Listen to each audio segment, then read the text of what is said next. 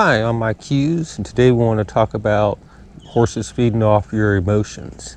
Now, we all get upset or mad about things that are going on in the world today, but we don't need to bring those emotions out to the barn where our horses are, or if they're at home, we don't need to be bringing that out to the horse or the facility where our horse is staying at.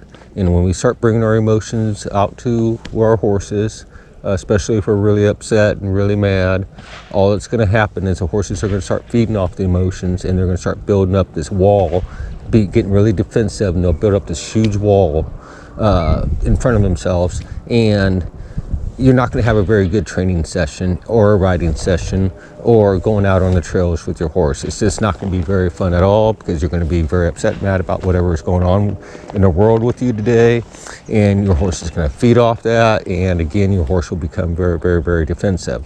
So when you go out to be with your horses, leave your emotions at home. Your horse doesn't need to be around those emotions. Just leave your emotions at home. The horse isn't going to understand why you're mad or you're upset that day. And all it's going to cause is you're going to get mad over, perhaps you're going to get mad over little things that the horse does, where you wouldn't normally gotten mad at your horse because you're already upset before that. So you'll just get mad, and we've all seen people that are mad and upset all the time anyways, and all they do is yell at their horses, yell at their horses all the time, whether they're just around them, lunging them in the arena, riding them in the arena, or out on the trails. They're constantly yelling at the horses. Well, what happens with those horses is they build up this big wall, getting really defensive, and that's one thing that happens. And the next thing that happens is the horse is going to start ignoring them. They said, well, all they do, they yell at me, for example, they yell at me if I stop, they yell at me if I don't stop, they yell at me if I do this, they yell at me if I don't do this, and the horse is going to start ignoring you.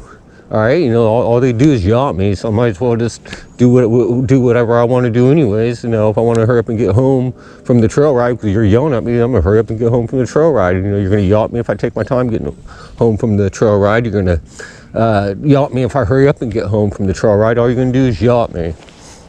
So, in saying that, when you go to be with your horses, keep your emotions at home. Don't bring all your anger and being really upset at whatever is going on that day out to your horse.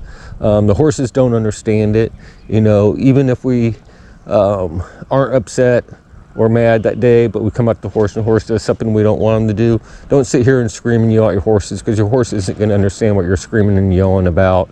And again, all it's going to make is it's going to cause the horse to get too really, really defensive and start building this wall up in front of themselves.